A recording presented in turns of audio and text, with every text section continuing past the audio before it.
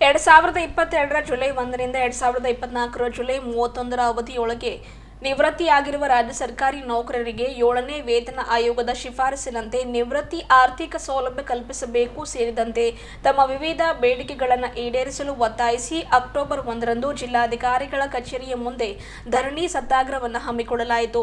ವಿಶ್ವ ಹಿರಿಯ ನಾಗರಿಕರ ದಿನಾಚರಣೆ ಸಂದರ್ಭ ರಾಜ್ಯಾದ್ಯಂತ ಜಿಲ್ಲಾಧಿಕಾರಿ ಕಚೇರಿ ಎದುರು ಏಕಕಾಲದಲ್ಲಿ ನಿವೃತ್ತ ನೌಕರರು ಕಪ್ಪು ಬಟ್ಟೆ ಧರಿಸಿ ಒಂದು ದಿನದ ಧರಣಿ ಸತ್ಯಾಗ್ರಹ ನಡೆಸಿ ಜಿಲ್ಲಾಧಿಕಾರಿಗಳ ಮೂಲಕ ಮಾನ್ಯ ಮುಖ್ಯಮಂತ್ರಿಗಳಿಗೆ ಬರೆದ ಮನವಿ ಪತ್ರವನ್ನು ಸಲ್ಲಿಸಿದರು. 2022 ಜುಲೈ 1ರಿಂದ 2024 ಜುಲೈ 31 ಅವಧಿಯಲ್ಲಿ ನಿವೃತ್ತಿಯಾದ ನೌಕರರಿಗೆ 6ನೇ ಆಯೋಗದ ಲೆಕ್ಕಾಚಾರದ ಅನುಸಾರ ಡಿಸಿಆರ್ಜಿ ಕಮ್ಯುಟೇಷನ್ ರಜೆ ನಗದೀಕರಣಗಳ ನಿವೃತ್ತಿ ಆರ್ಥಿಕ ಸೌಲಭ್ಯಗಳನ್ನು ನೀಡಿದ್ದಾರೆ. ಈ ನಿಟ್ಟಿನಲ್ಲಿ ನಮಗೆ ಆರ್ಥಿಕ ನಷ್ಟ ಉಂಟಾಗಿ ಅನ್ಯಾಯವಾಗಿದೆ.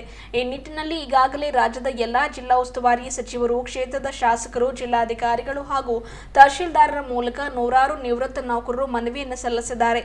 ಬರೀ ಅಷ್ಟೇ ಅಲ್ಲದೆ ಬೆಂಗಳೂರಿನ ಫ್ರೀಡಂ ಪಾರ್ಕ್ನಲ್ಲಿ ಸುಮಾರು 12,000 ನಿವೃತ್ತ ನೌಕರರು, ವಿಶ್ರಾಂತ ನ್ಯಾಯಮೂರ್ತಿ ಸಂತೋಷ್ ಹೆಗಡೆ, ಕರ್ನಾಟಕ ರಾಜ್ಯ ಸರ್ಕಾರಿ ನೌಕರರ ರಾಜ್ಯಾಧ್ಯಕ್ಷರಾದ ಸಿಎಸ್ ಷಡಕ್ಷರಿ, ಕರ್ನಾಟಕ ರಾಜ್ಯ ನಿವೃತ್ತ ನೌಕರರ ಸಂಘದ ರಾಜ್ಯಾಧ್ಯಕ್ಷ ಡಾಕ್ಟರ್ ಎಲ್ ಭೈರಪ್ಪ ಅವರ ಸಮ್ಮುಖದಲ್ಲಿ ನಮಗೆ ಆಗಿರುವ ಅನ್ಯಾಯದ ಕುರಿತು ಮುಖ್ಯಮಂತ್ರಿಗಳು ಹಾಗೂ ಉಪಮುಖ್ಯಮಂತ್ರಿಗಳಿಗೆ ಮನವಿ ಕೂಡ ನೀಡಲಾಗಿದ್ದರೂ ಸ್ಪಂದಿಸ್ತಾ ಇಲ್ಲ.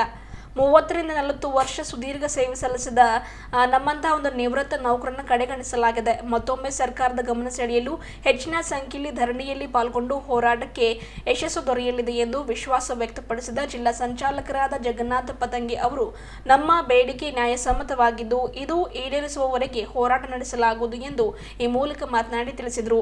ಜೊತೆಗೆ ಇದೇ ಸಂದರ್ಭದಲ್ಲಿ ಕರ್ನಾಟಕ ರಾಜ್ಯ ಸರ್ಕಾರಿ ನೌಕರರ ಸಂಘದ ರಾಜ್ಯ ಉಪಾಧ್ಯಕ್ಷರ ಜೊತೆಗೆ ಬೀದರ್ ಜಿಲ್ಲಾಧ್ಯಕ್ಷರಾದ ರಾಜೇಂದ್ರ ಕುಮಾರ್ ಗಂಗೆ ಅವರು ಕೂಡ ಈ ಒಂದು ಹೋರಾಟಕ್ಕೆ ತಮ್ಮ ಬೆಂಬಲವನ್ನು ಸೂಚಿಸಿ ಮಾತನಾಡಿದರು. ಈ ಸಂದರ್ಭದಲ್ಲಿ ರಾಜ್ಯ ಸಂಚಾಲಕರಾಗಿ ಅಂಬರಾಯ್ ಶಾಂತಯ್ಯ, ಜಿಲ್ಲಾ ಸಂಚಾಲಕರಾದ ಜಗನ್ನಾಥ ಪತಂಗೆ, ವೆಂಕಟರೆಡ್ಡಿ, ಬಾಬುರಾವ್ ಬಿರಾದರ್, ಗೋವಿಂದ್ ಟೀಳೆ, ಸರಸ್ವತಿ ಚುಕ್ಕಮ್ಮ, ಸುರೇಖಾ ಶೀಲವಂತ್, ನೀಲಕಂಠಯ್ಯ, ಕಲ್ಲಪ್ಪ ಪೂಜಾರಿ, ಚಂದ್ರಕಾಂತ್ ಬಿರಾದರ್, ಗೋಪಾಲರಾವ್ ಪಾಂಚಾಳ್, ರಘುನಾಥ್ ರೊಟ್ಟಿ, ಶಿವಾಜಿ ಕಾವಳೆ, ತಾಲೂಕಾ ಸಂಚಾಲಕರು ಸೇರಿದಂತೆ ಅನೇಕ ನಿವೃತ್ತ ಸರ್ಕಾರಿ ನೌಕರರು ಉಪಸ್ಥಿತರಿದ್ದರು. ನಾವು ಚಿಂತನೆ ಮಾಡಬೇಕಾಗ್ತದೆ. ಆದ್ರಿಂದ ನಾವೇನಾದ್ರೂ ಒಂದು ಮೆಸೇಜ್ ಹಾಕಿ ಮಾಡ್ತಿದ್ದೇನೆ. ಜೈ ಹಿಂದ್, ಜೈ ಕರ್ನಾಟಕ. ಬೀದರ್ ಜಿಲ್ಲೆಯ ಕಣ್ಮಣಿ ಆದರ್ಶರು ಆಗಿರುವಂತಹ ರಾಜೇಂದ್ರ ಕುಮಾರ್ ಗಂದಿಗೆ ಅವರು ನಿವೃತ್ತ ಸರ್ಕಾರಿ ನೌಕರರ ವೇದಿಕೆಗೆ ನಿವೃತ್ತ ನೌಕರರ ವೇದಿಕೆಗೆ ಬೇಕೇ ಬೇಕು, ಬೇಕೇ ಬೇಕು. ಎಲ್ಲಿಯವರೆಗೆ ಹೋರಾಟ ಬೇಕು. ನಮ್ಮ ಕಚೇರಿ ಎದುರುಗಡೆ 1/7/2022ರಿಂದ 31/7/2024ವರೆಗೆ ಮಧ್ಯದಲ್ಲಿ ನಿವೃತ್ತಿ ನೌಕರು ಯಾರ್ಯಾರು ನಿವೃತ್ತಿ ಆಗಿಲ್ಲ ಆ ಪೀರಿಯಡಲ್ಲಿ ಅವ್ರೇನು ಮಾನಿಟರಿ ಬೆನಿಫಿಟ್ಸು ಸಿಗಬೇಕಾಗಿತ್ತು, ಸಿಕ್ಕಿಲ್ಲ ಅಂತೇಳಿ ಒಂದು ಪ್ರತಿಭಟನೆ ಕೂಡ ಹಮ್ಮಿಕೊಂಡಿದ್ದಾರೆ. ನಿಜವಾಗ್ಲೂ ಇದು ಅವರಂತಲ್ಲ, ನಮ್ಮ ಎಲ್ಲರಿಗೂ ಕೂಡ ಒಂದು ಫೈನಾನ್ಷಿಯಲಿ ಬೆನಿಫಿಟ್ ಆಗ್ತಕ್ಕಂಥ ಕೆಲಸ ಆಗಿಲ್ಲ. ಮತ್ತು ಇವ್ರದ್ದು ನ್ಯಾಯಯುತವಾದಂಥ ಬೇಡಿಕೆ ಈ ಮಧ್ಯದಲ್ಲಿ ಇರ್ತಕ್ಕಂಥವ್ರಿಗೆ ಯಾವಾಗಲಿಂದ ಯಾವಾಗ ಜಾರಿ ಬಂತಂದರೆ ಸಂಬಂಧಪಟ್ಟ DCRG ಇರ್ಬೋದು, ಕಮ್ಯುಟೇಷನ್ ಇರ್ಬೋದು, EL ಬೆನಿಫಿಟ್ ಇರ್ಬೋದು, ಎಲ್ಲವೂ ಕೂಡ ಎಲ್ಲರಿಗೆ ಒಂದು ಹಿಂದಿನ ಡೇಟ್ಲಿಂದ ಒಂದು ಆದೇಶ ಆಯ್ತು ಅಂದರೆ ನನಗನ್ಸೋ ಒಂದು ಮಿನಿಮಮ್ 10-15 ಲಕ್ಷ ರೂಪಾಯಿ ಎಲ್ಲರಿಗೂ ಕೂಡ ಇದಕ್ಕೆ ಪ್ರಾಫಿಟ್ ಆಗ್ತಕ್ಕಂಥ ಕೆಲಸ ಆಗ್ತದೆ. ಸರ್ಕಾರ ಬೆನಿಫಿಟ್ ಯಾವಾಗಲೂ ಕೊಡಬೇಕಾದ್ರೆ ಹಿಂದಿನ ಅರಿಯರ್ಸ್ ಯಾವುದೂ ಕೂಡ ಕೊಡ್ತಾ ಇಲ್ಲ. 1/8/2024ರಿಂದ ಅಂತೇಳಿ ಏನು ಪ್ರೆಸೆಂಟ್ ನೌಕರಸ್ಥರು ಕೆಲಸ ಮಾಡ್ತಾಯಿದ್ರೆ ಅವ್ರಿಗೆ ಅಷ್ಟೇ ಬೆನಿಫಿಟು ಆಗ್ತಕ್ಕಂಥ ಕೆಲಸ ಆಗಿದೆ. ಅವರಿಗೂ ಕೂಡ ಹಿಂದಿನ ಅರಿಯರ್ಸು ಹಿಂದಿನ ಡೇಟ್ಲಿಂದ ಕೊಟ್ಟರೆ ಅವ್ರಿಗೆ ಕೂಡ ಬೆನಿಫಿಟ್ ಆಗ್ತಕ್ಕಂಥ ಕೆಲಸ ಆಯಿತು.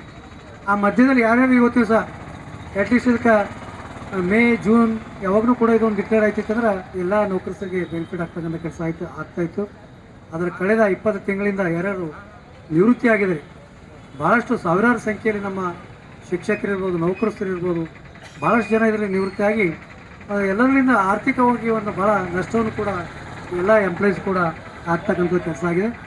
ಅದಕ್ಕೆ ರಾಜ್ಯದಲ್ಲಿ ಇರ್ತಕ್ಕಂಥ ನಮ್ಮ ನಿವೃತ್ತಿ ನೌಕರ ಸಂಘದ ಅಧ್ಯಕ್ಷರು ಭೈರಪ್ಪನವರು ಮತ್ತು ನಮ್ಮ ಷಡಕ್ಷರಿಯವರು ಅವರು ಕೂಡ ಯಾವುದೇ ಒಂದು ಹೋರಾಟ, ಯಾವುದೇ ಒಂದು ಕಾರ್ಯಕ್ರಮ ಇರಲಿ, ಇಬ್ಬರು ಜಂಟಿಯಾಗಿ ಹೋರಾಟ ಮಾಡಿ ನಿವೃತ್ತ ನೌಕರ ಸಂಘಕ್ಕೆ ಎಲ್ಲರೂ ಕೂಡ ಅನುಕೂಲ ಮಾಡ್ತಕ್ಕಂಥ ಕೆಲಸ ಮಾಡ್ತಾ ಇದ್ದಾರೆ.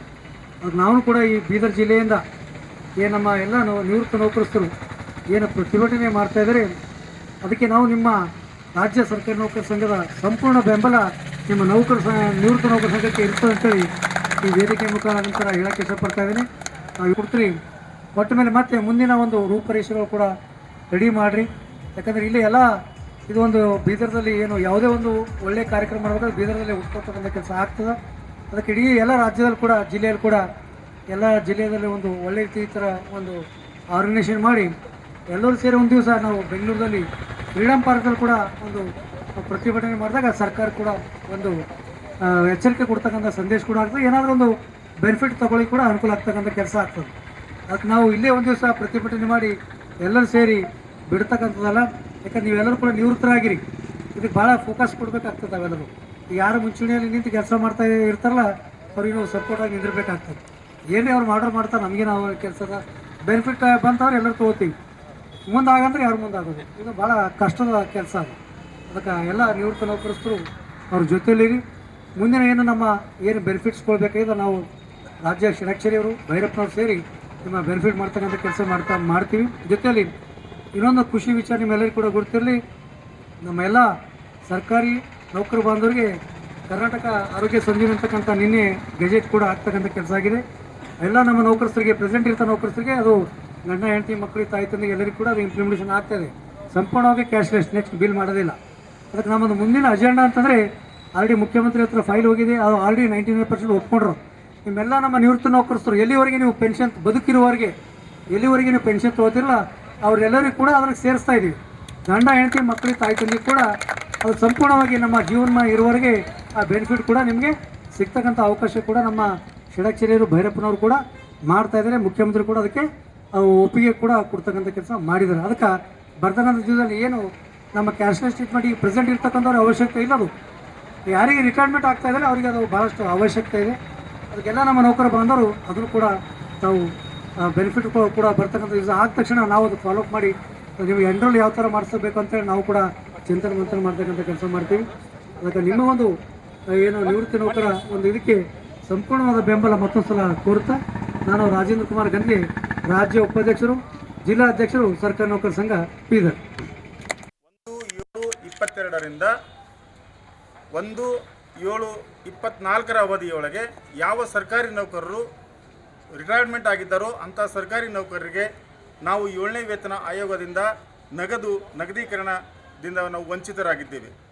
ಈ ಒಬ್ಬೊಬ್ಬ ಸರ್ಕಾರಿ ನೌಕರನು ಕೇವಲ 10ರಿಂದ 12 ಲಕ್ಷದಿಂದ 15 ಲಕ್ಷಗಳವರೆಗೆ ಒಂದು ಆರ್ಥಿಕ ನಷ್ಟವನ್ನು ನಾವು ಅನುಭವಿಸ್ತಾ ಇದ್ದೀವಿ. ಅದಕ್ಕಾಗಿ ನಾವೆಲ್ಲ ಸರ್ಕಾರಿ ನೌಕರರು ಶಾಂತಯುತವಾಗಿ ಇಂದಿನ ದಿವಸ ಒಂದು ಕಪ್ಪು ಪಟ್ಟಿಯನ್ನು ಧರಿಸಿ ವಿಶ್ವ ನಾಗರಿಕರ ಒಂದು ದಿನಾಚರಣೆ ದಿನದಂದು ನಾವೆಲ್ಲ ಹಿರಿಯ ನಾಗರಿಕರಾಗಿ ಶಾಂತಿಯುತವಾಗಿರ್ತಕ್ಕಂಥ ಪ್ರತಿಭಟನೆಯನ್ನು ಮಾಡ್ತಾ ಇದ್ದೀವಿ. ನಾವು ನಮ್ಮ ವಂಚಿತವಾಗಿರ್ತಕ್ಕಂಥ ಆರ್ಥಿಕ ಸೌಲಭ್ಯಗಳನ್ನು ಕೇಳಿ ಮಾನ್ಯ ಜಿಲ್ಲಾಧಿಕಾರಿಗಳ ಮುಖಾಂತರ ನಾವು ಮಾನ್ಯ ಮುಖ್ಯಮಂತ್ರಿಯವರಿಗೆ ಇಂದು 3 ಗಂಟೆ ನಾವು ಮನವಿ ಪತ್ರವನ್ನು ಸಲ್ಲಿಸ್ತಾ ಇದ್ದೀವಿ.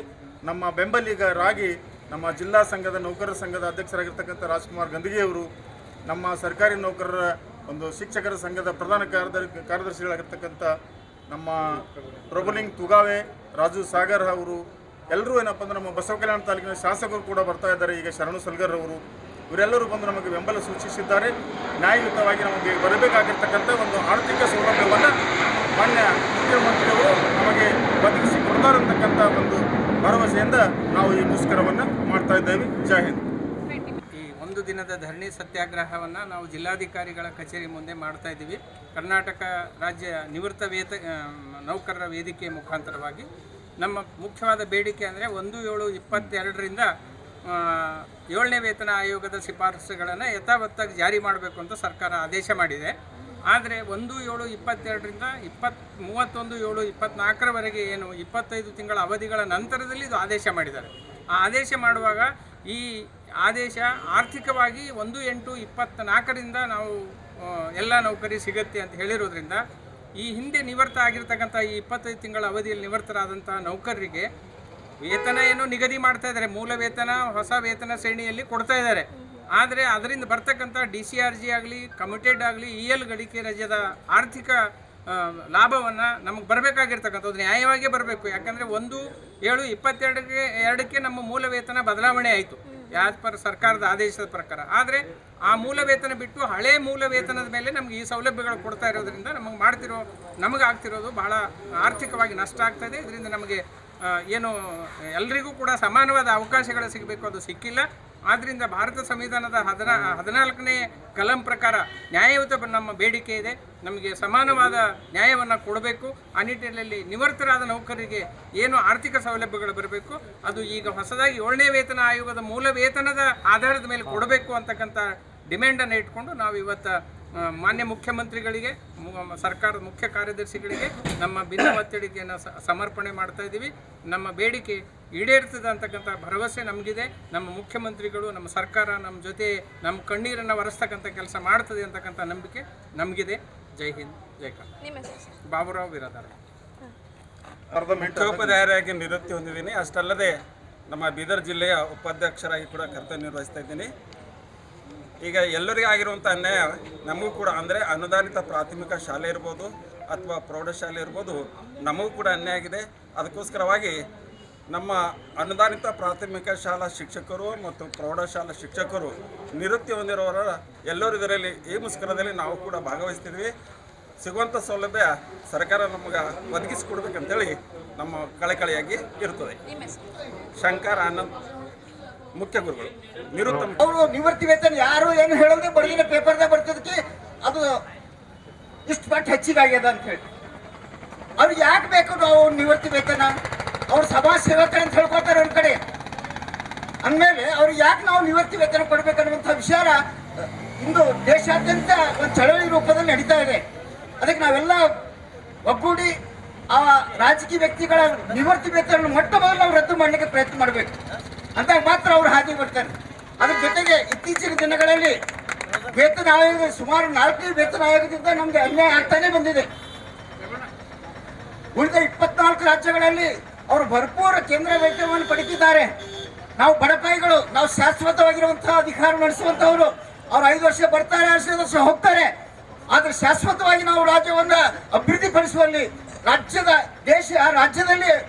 ದೇಶ ರಾಜ್ಯದಲ್ಲಿ ಒಂದು ಉನ್ನತ ಸ್ಥಾನ ಹೊಂದಿದೆ. ಪ್ರತಿಯೊಂದು ಅಭಿವೃದ್ಧಿಯಲ್ಲಿ ಸಹಿತ ಆರ್ಥಿಕ ರೀತಿಯಲ್ಲಿ ತೆರಿಗೆಯನ್ನ ಸಂಗ್ರಹ ಮಾಡುವಂತಹ ರೀತಿಯಲ್ಲಿ ಆಗಿರಲಿ, ಎಲ್ಲಿಯವರೆಗೆ ಹೋರಾಟ.